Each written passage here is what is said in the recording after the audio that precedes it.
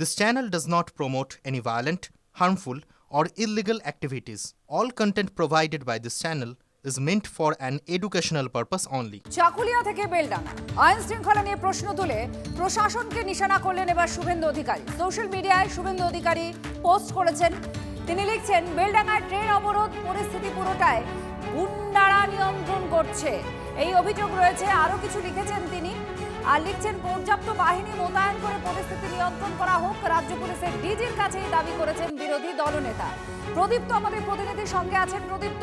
শুভেন্দু অধিকারী যে পোস্ট করেছেন, সেখানে কি কোনো আশঙ্কা থেকেই তিনি এই পোস্ট করেছেন? কি বলছেন তিনি? দেখো, শুভেন্দু অধিকারীর মতে গত 3 দিন ধরে ফারাক্কা, চাকুলিয়া এবং আজকে বেলডাঙ্গায় যে ছবিটা ধরা পড়ছে তা একেবারেই রাজ্যের আইন শৃঙ্খলার একটা বেহাল দশা সামনে নিয়ে আসছে, অন্তত তেমনটাই তিনি দাবি করছেন। এবং যা দাবানলের মতো ছড়িয়ে পড়ছে এহেন পরিস্থিতি মোকাবিলার জন্য যে অবস্থা তৈরি হয়েছে বেলডাঙ্গাতে, ঘন্টা 3 ধরে সড়ক বন্ধ, রেল বন্ধ করে রাখা রয়েছে, ট্রেন অবরোধ রয়েছে, পাথর বৃষ্টি হচ্ছে। এই পরিস্থিতিতে পুলিশও সেখানে নেই। তিনি যে সোশ্যাল মিডিয়ায় যে ভিডিওটি পোস্ট করেছেন সেখানে সাধারণ মানুষ বলছেন যে পুলিশ পালিয়ে যাচ্ছে। এই অবস্থাতে তার বক্তব্য যে ডিজিপির কাছে অর্থাৎ রাজীব কুমারের কাছে তার আর্জি বা দাবি যে বাহিনী পর্যাপ্ত মোতায়েন করে পরিস্থিতি নিয়ন্ত্রণ করা হোক, এবং এক্ষেত্রে তৃণমূলের মদত রয়েছে তেমনটাই দাবি করছেন বিরোধী দলনেতা। একই সঙ্গে তার অভিযোগ যে গোটা রাজ্যের প্রশাসনটাই এখন হাতের বাইরে চলে গিয়েছে এবং সেটা দুষ্কৃতীদের হাতে চলে যাওয়ার জন্য তারা যা খুশি করছে। এই পরিস্থিতি থেকে মোকাবিলার জন্য তিনি রাজ্য প্রশাসনের কাছে যেমন ভাবে আর্জি জানাচ্ছেন, একইভাবে রাজ্যপালের দলনেতা তিনি তার যে অভিযোগ যে রাজ্যের আইন শৃঙ্খলা পরিস্থিতি আর রাজ্য সরকারের নিয়ন্ত্রণে নেই, এটাই অভিযোগ তার।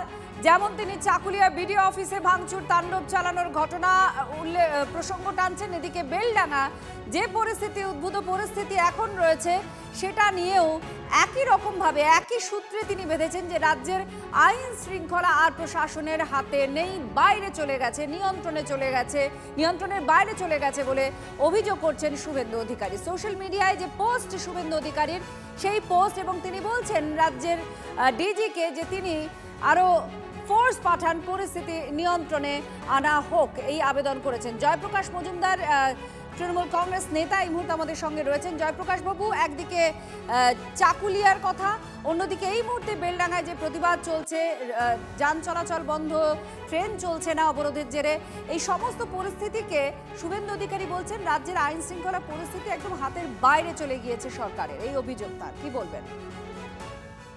এইটা তো একটা ষড়যন্ত্রের ফলাফল।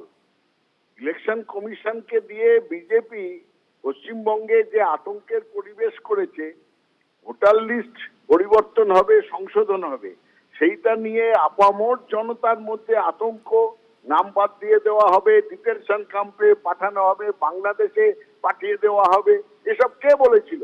শুভেন্দু অধিকারী যখন বলছিলেন জানতেন না? সাধারণ মানুষের মনে আতঙ্ক, এবং আতঙ্কের শেষ পর্যায়ে হয় প্রতিবাদ। আজ বাংলা জুড়ে প্রতিবাদ হচ্ছে ইলেকশন কমিশনের বিরুদ্ধে।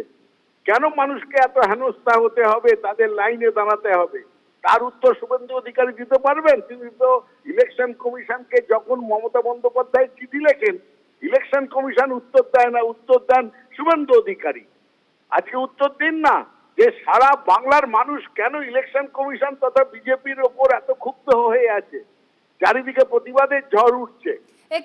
জয়প্রকাশ বাবু, একটু থামিয়ে আপনাকে বলছি, সেটা হচ্ছে যে বেলডাঙ্গায় যে বিক্ষোভ আন্দোলন চলছে, এখানে একজন পরিযায়ী শ্রমিক ঝাড়খণ্ডে মারা গিয়েছে, তো তাকে খুন করা হয়েছে এমনটা দাবি করছেন তারা, এবং অভিযোগ যে স্থানীয় প্রশাসন এবং সেখানকার আপনাদের দলের বিধায়ক তারা কোনোভাবেই সহযোগিতা করছেন না, তারা বিচার চান, আর সেই জন্যই তাদের এই আন্দোলন চলছে। এটা বেলডাঙ্গার ইস্যু না। বেলডাঙ্গার যে ঘটনা, সেখানে তো পরিযায়ী শ্রমিক বাইরে অন্য রাজ্যে, বিজেপি শাসিত রাজ্যে তাকে এইভাবে হেনস্থা করে খুন করা হয়েছে, তার উত্তর বিজেপি দেবে না?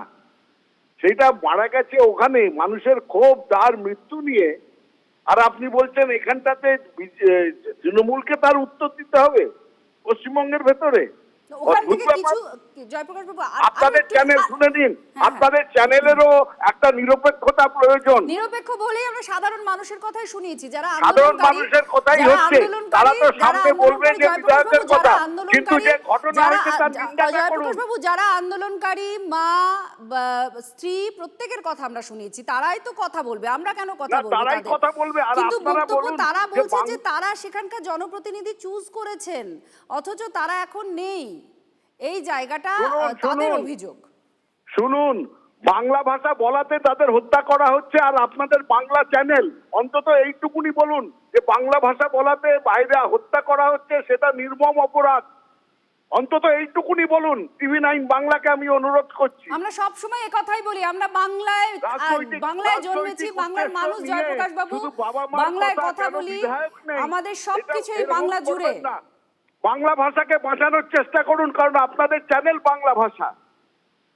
ধন্যবাদ জয়প্রকাশ বাবু আপনার প্রতিক্রিয়ার জন্য। আর এই মুহূর্তে আপনারা বেলডাঙ্গার ছবি আপনাদের দেখাচ্ছি, যেখানে প্রতিবাদ চলছে, বিক্ষোভ চলছে এবং তারা লাগাতার অভিযোগ করছেন অন্তত আন্দোলনকারীরা যেখানকার স্থানীয় প্রশাসনের সহযোগিতা পাচ্ছেন না। এবার একটু শীতের খবর দেবো, কারণ শীত ঘুম শুরুর আগে কিছুটা ঠান্ডা বেড়েছে। 12.5 ডিগ্রি সেলসিয়াসে কলকাতা সর্বনিম্ন তাপমাত্রা আজ নেমেছে। রবিবার থেকে আবার 2 থেকে 3 ডিগ্রি পারদ চড়তে পারে। শুধু রাতে নয়, দিনেও তাপমাত্রা বাড়বে। আজ থেকেই নতুন পশ্চিমী ঝঞ্ঝা হাজির হয়েছে কাশ্মীরে, আর এই ঝঞ্ঝার জেরে দুর্বল হয়ে পড়বে উত্তরে হাওয়া।